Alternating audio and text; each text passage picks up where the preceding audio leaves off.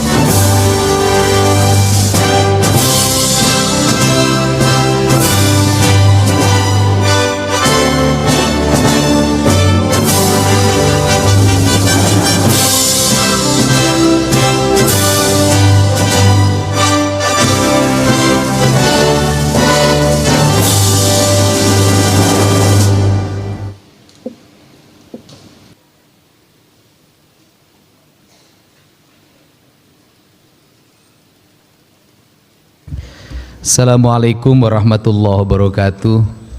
Sampurasun. Yang saya hormati, saya muliakan dan saya banggakan Ketua DPRD Provinsi Jawa Barat Bapak Buki Wibawa, yang saya melihat tanda tangannya itu memang sangat berwibawa. Susah dibaca tanda tangannya itu. Saya hormati Wakil Ketua DPRD Provinsi Jawa Barat Bapak Iwan Suryawan dan Bapak M.Ki Iswara, yang memiliki peran mengatur bola ke bawah, ke tengah, dan ke atas serta ke samping. Karena Pak Iswara itu dulu Ketua Persatuan Bola Voli. Dia tahu kapan memberikan smash, kapan memberikan umpan lambung, dan kapan bola dibawa keluar. Yang saya hormati Forum Pimpinan Daerah Provinsi Jawa Barat, saya ucapkan terima kasih hadir Pak Asintel, Kejaksaan Tinggi Provinsi Jawa Barat, dan seluruh hadirin yang berbahagia, para kepala Badan Dinas Provinsi Jawa Barat, kemudian Pak Sekda, saya ucapkan terima kasih, para asisten. Pertama saya mengucapkan terima kasih, pada hari ini kita memasuki sebuah arah kebijakan pembangunan yang kedua, setelah dalam perjalanan bisa terevaluasi dan dievaluasi. Harapan saya pada seluruh para anggota DPRD untuk apabila menemukan berbagai peristiwa yang tidak sesuai dengan perencanaan pembangunan yang dilakukan, tidak usah ragu-ragu untuk menyampaikan telaah kritis agar kita bisa memperbaiki berbagai supra dan infrastruktur pembangunan yang sudah dilaksanakan. Karena saya menginginkan pembangunan itu tidak berakhir dengan kesia-siaan, tetapi pembangunan berakhir dengan output, outcome, dan benefit yang memadai bagi kepentingan publik. Kemudian yang kedua, juga tetap memberikan telaah kritis, khususnya mendorong sektor pendapatan daerah yang harus terus ditingkatkan. Dan hari ini saya sampaikan, saya mencoba untuk menegosiasikan dengan pemerintah pusat melalui Menteri Keuangan.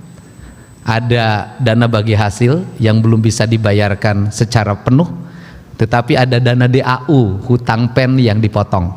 Saya mengusulkan, sudahlah, daripada kita harus menunggu dana bagi hasil full dibayar ke pemerintah Provinsi Jawa Barat, lebih baik Dana DAU-nya nggak usah dipotong untuk kepentingan VEN, nanti tinggal dihitung di akhir tahun berapa yang harus dibayarkan ke provinsi dan berapa yang tidak mesti dipotong melalui dana DAU. Karena apa? Karena kita memerlukan biaya fiskal yang berkecukupan untuk melakukan langkah-langkah terobosan dan penyelesaian berbagai problem. Saya tadi menerima berbagai keluhan tentang pengadaan tanah pada sekolah menengah atas dan sekolah menengah kejuruan. Kita tahu bahwa problem dari sekolah di Jawa Barat, selama ini kita abai menyiapkan sekolah baru, selama ini kita abai melakukan revitalisasi terhadap sekolah. Jumlah ruang kelas sangat terbatas, jumlah sekolah baru relatif tidak dibangun. Bahkan kalau lihat data statistik di tahun 2020 sama sekali kita tidak membangun sekolah atau nol. Nah, tentunya ini perlu langkah-langkah yang cerdas dan tepat. Dan salah satu problem dari pembangunan sekolah karena ini menjadi sorotan adalah harga tanah yang relatif mahal. Dan yang paling problem justru problem sekolah yang kurang itu terjadi di pusat-pusat kota, di kota Bandung, di Kabupaten Bandung, di Kabupaten Bogor, di Kota Bogor, di Kota Depok, di Kota Bekasi, di Kabupaten Bekasi dengan harga tanah yang sangat tinggi. Maka izinkan nanti barangkali komisi yang membidanginya untuk berkomunikasi dengan pemerintah kabupaten kota, CQ Dinas Pendidikan. Strategi yang dilakukan menurut saya adalah pertama, mengakuisisi sekolah-sekolah swasta yang sudah tidak bisa bergerak secara regulasi dan fiskal, sehingga itu bisa diakuisisi kemudian dibeli oleh pemerintah daerah. Yang kedua adalah menggabungkan antara sekolah SMP dan SMA dalam satu bangunan.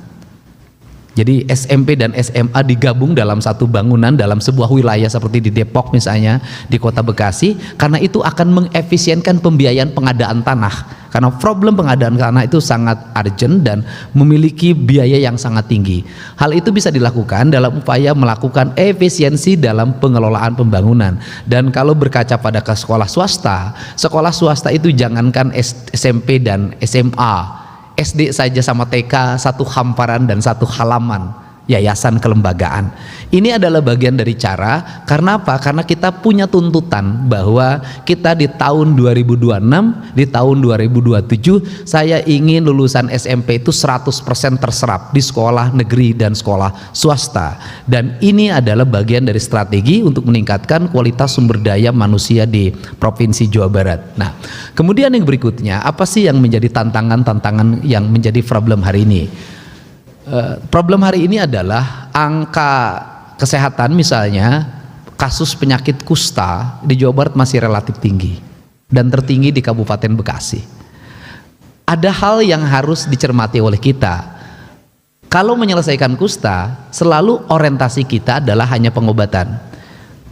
Kemudian selain kusta adalah TBC masih relatif tinggi. Nah, menurut saya penyelesaian bukan di situ, bukan hanya diobati, tetapi adalah dilakukan rehab rumahnya, sanitasi lingkungannya diperbaiki. Karena problem TBC dan problem kusta adalah di situ. Akar-akar masalah ini harus segera diselesaikan, bukan hanya sekedar pengobatan. Malah dalam hitungan saya, menyelesaikan TBC, menyelesaikan kusta, dan berbagai penyakit lainnya yang disebabkan oleh buruknya sanitasi lingkungan, jumlah biaya untuk pengobatan jauh lebih mahal dibanding kita melakukan rehabilitasi lingkungan. Yang terakhir, saya mengajak para anggota DPRD untuk memusyawarahkan bersama mengenai layanan BPJS. Ada dua problem yang terjadi saat ini, Pak. Problem yang pertama adalah semakin meningkatnya masyarakat menggunakan layanan BPJS pemerintah. Disebabkan oleh apa? Disebabkan kalau menggunakan layanan yang bersifat umum, ketika dia telat bayar atau ditutup, kemudian dia buka kembali dan dilunasi, maka perlu waktu 14 hari. Sedangkan BPJS yang ditanggung pemerintah langsung bisa hari itu juga dilayani. Akhirnya hari ini berbondong-bondong orang meninggalkan BPJS yang bersifat individual atau umum, semuanya ingin beralih ke BPJS pemerintah. Itu yang pertama. Yang kedua adalah ancaman terjadinya kebangkrutan rumah sakit. Ancamannya apa? Ancamannya adalah warga yang panas itu boleh dirawat manakala panasnya 40 derajat. Kalau panasnya tidak 40 derajat, maka harus rawat jalan. Rumah sakit itu tidak mungkin harus bertengkar dengan pasien. Dipulangkan dibilang tidak melayani, pasti pemerintah daerahnya mendorong untuk dirawat. Dampaknya adalah banyak rumah sakit hari ini yang merawat pasien tapi tidak bisa dibayar oleh BPJS. Karena pasien yang dirawatnya adalah 39,99 derajat. Kan gitu. Ini kan problem, Pak. Ini problem sederhana banget, tapi ini bisa mengakibatkan kekacauan fiskal rumah sakit daerah di berbagai tempat. Dan ini bisa mengakibatkan kekacauan, orang tidak mau dirawat di rumah sakit swasta. Dan semuanya ini kalau rumah sakit swasta tidak mau merawat, pasti semuanya berburu ke rumah sakit pemerintah. Karena rumah sakit pemerintah ini apapun pasti dilayani, karena ada bupati yang punya bobot politik, wali kota yang punya bobot politik.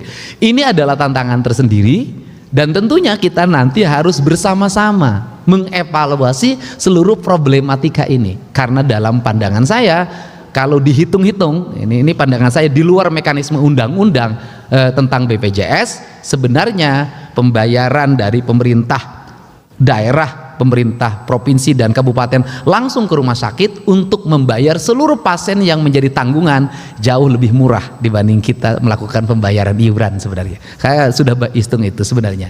Nah, untuk itu tentunya kita ke depan alokasi anggaran yang dikeluarkan pemerintah, saya tidak mau sia-sia.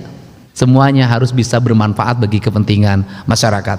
Saya ucapkan terima kasih. Semoga pertemuan malam hari ini menjadi jalan kita untuk terus meningkatkan pendapatan daerah, meningkatkan belanja pemerintah daerah, dan meningkatkan layanan kepada masyarakat secara optimal, dan minimal kebutuhan dasar masyarakat Jawa Barat bisa terlayani dengan baik secara terintegrasi antara pemerintah pusat, provinsi, kabupaten, kota sampai ke pemerintahan desa. Saya ucapkan terima kasih. Wallahu muwaffiq. Assalamualaikum warahmatullahi wabarakatuh. Sampurasun.